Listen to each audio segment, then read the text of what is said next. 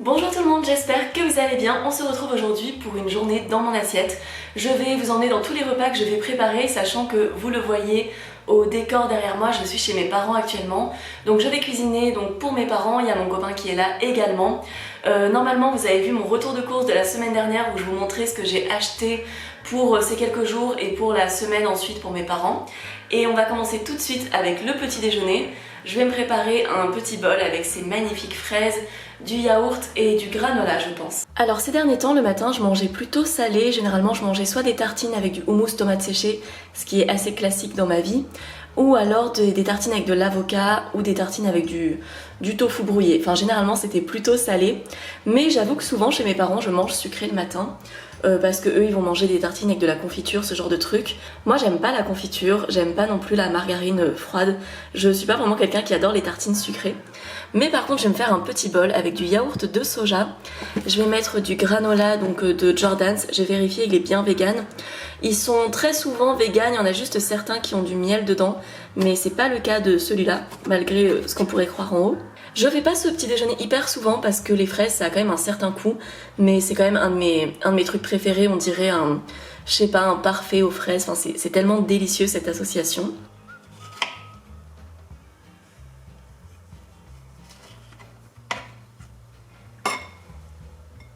Bon, j'y ai mis environ 6 fraises et j'en ai gardé pour les autres parce que je vais pas tout manger quand même si sur les fraises je n'ai aucune retenue, je pourrais manger l'assiette entière, il n'y a pas de problème. Et voilà pour mon bol, j'ai ajouté le granola par-dessus. Vous savez que je mange pas des très grosses quantités le matin, je me rattrape totalement dans la journée par contre, hein. Vous savez que je suis pas quelqu'un qui mange des petites portions, mais c'est vrai que le matin j'arrive pas à manger beaucoup, donc là c'est un petit bol.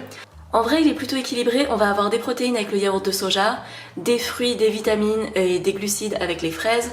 On va avoir un petit peu plus de glucides, un petit peu de protéines avec les noix, l'avoine qu'il y a dedans, on a un petit peu de matière grasse aussi. Et je sais que sur internet on dirait que personne ne met de sucre dans rien, mais en tout cas moi je vais ajouter un petit peu de sucre. C'est du sucre que ma mère achète en vrac et j'en ajoute un petit peu sur les fraises. Bon là je vois pas trop ce que je fais avec la caméra, mais j'aime bien mettre un petit peu de sucre. Et voilà, je trouve ça meilleur.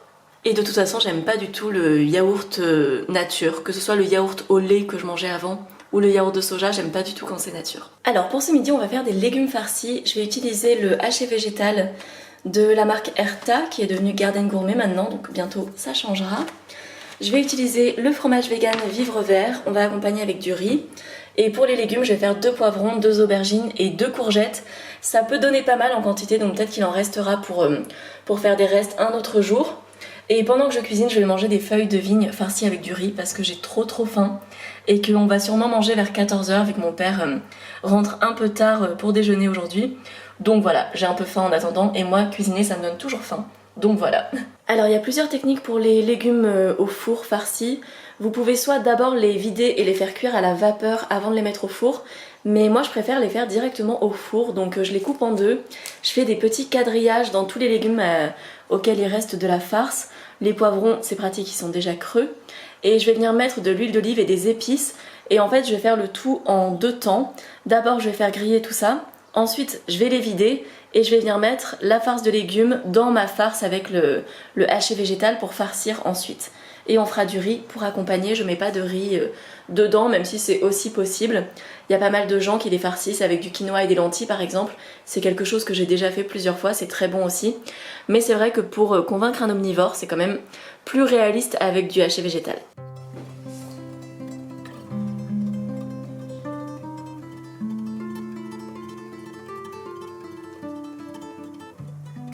Alors normalement je mets du paprika et du cumin dans mes légumes au four, mais là il n'y avait pas de cumin, du coup je vais mettre ce mélange pour wok, mais qui sent très bon. Il n'a pas forcément une odeur qui sent trop le wok, je trouve que ça sent un petit peu le cumin et d'autres épices.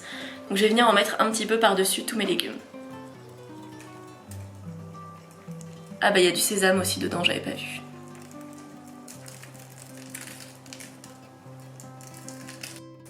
Un petit peu de sel aussi. Après je vais mettre du poivre et je vais venir enfourner tout ça.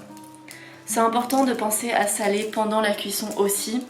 Je trouve ça dommage quand on sert un plat et que ça manque un petit peu de sel et qu'on peut saler que le dessus alors que c'est bon quand il y a le sel un petit peu réparti partout. Alors, après 25 minutes de cuisson, les légumes sont suffisamment tendres pour que je vienne les creuser à la cuillère.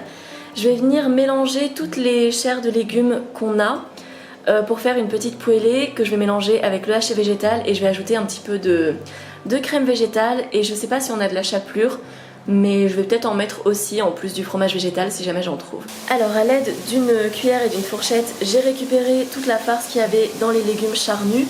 Les poivrons c'est quand même le plus pratique parce qu'on n'a même pas besoin de creuser dedans. Ça me fait pas une énorme quantité. Et on va venir l'ajouter à la farce de haché végétal. Et on attend juste que la farce soit un petit peu dorée, comme ça elle précuit un petit peu. Et après on vient ajouter les légumes dedans. Alors j'ai ajouté les légumes, je vais venir ajouter un peu de crème, donc de soja. Et j'ai trouvé de la chapelure, donc je vais en ajouter un petit peu dedans. Ça donne une petite texture sympa et on va venir réassaisonner avec du sel et du poivre. Et je vais rajouter un petit peu de mon mélange d'épices. Je viens remplir mes légumes avec la farce. C'est fou, on dirait vraiment une farce classique à la viande. Un peu rosée par la crème de soja. Je remplis tout ça et après je viendrai mettre du fromage dessus. Alors Didier finit de mettre le râpé dessus. Et moi j'ai lancé le riz qui va cuire par absorption et après ce sera prêt. En attendant que mon père arrive pour manger, on boit un petit verre. Donc du jus de tomate et du coca.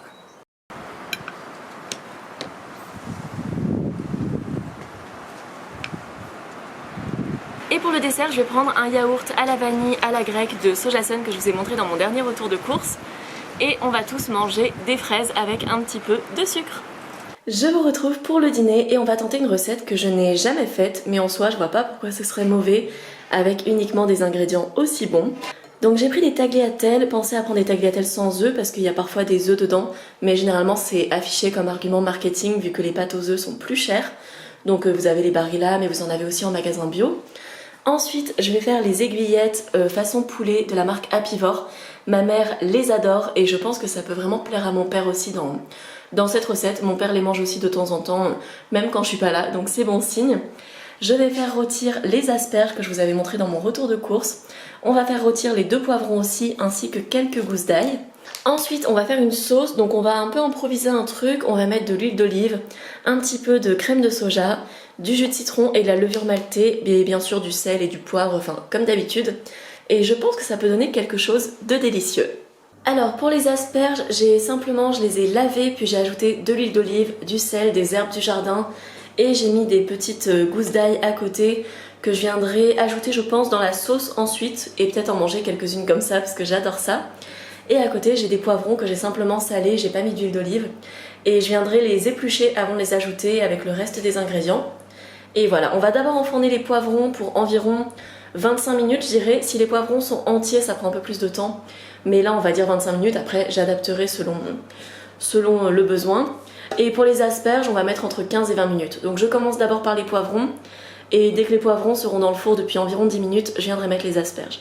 Alors j'ai mis l'équivalent de 3 cuillères à soupe d'huile d'olive ainsi que le jus du citron dans la poêle directement. Je ne vais pas utiliser les zestes parce que c'est pas un citron bio.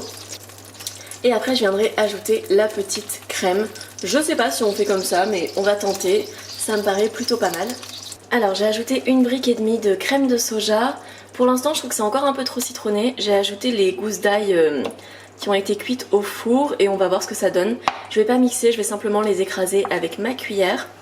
Et si jamais c'est trop citronné encore, j'ajouterai de la crème de soja. N'hésitez pas à faire ça chez vous si jamais vous reproduisez la recette. Ah oui, et j'ai aussi mis la levure maltée déjà. Alors j'ai retiré la sauce crémeuse du feu. On a l'eau qui bout pour les pâtes parce que je vais pas tarder à les mettre. Et ici je vais faire revenir le poulet vegan, enfin les émincés façon poulet vegan. On va les faire revenir juste quelques minutes et je vais les couvrir. Pendant ce temps là je vais venir éplucher les poivrons. Là ils ont un petit peu refroidi donc c'est parfait. Et pour les asperges on va venir les disposer vers la fin sur nos assiettes. Ou je les ferai peut-être un peu revenir dans la crème, on va voir. Alors finalement j'ai coupé un petit peu les rebords des asperges parce que je trouvais que c'était un petit peu trop ferme quand même. Et j'ai tout associé dans la poêle avec le poulet vegan, ça sent super bon, la sauce est hyper bonne. À un moment je me suis retrouvée un peu dubitative parce que je trouvais qu'on sentait vraiment trop le citron.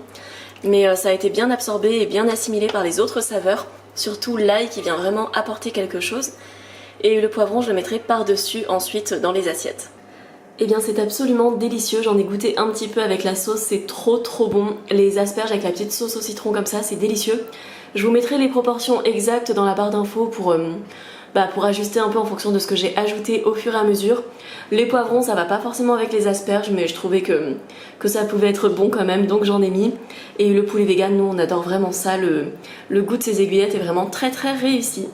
Cette journée dans mon assiette est maintenant terminée, j'espère vraiment qu'elle vous aura plu, qu'elle pourra vous donner des idées de repas vegan à faire pour vous ou pour vos proches, si vous voulez diminuer votre consommation de viande, etc. Ça peut être très chouette.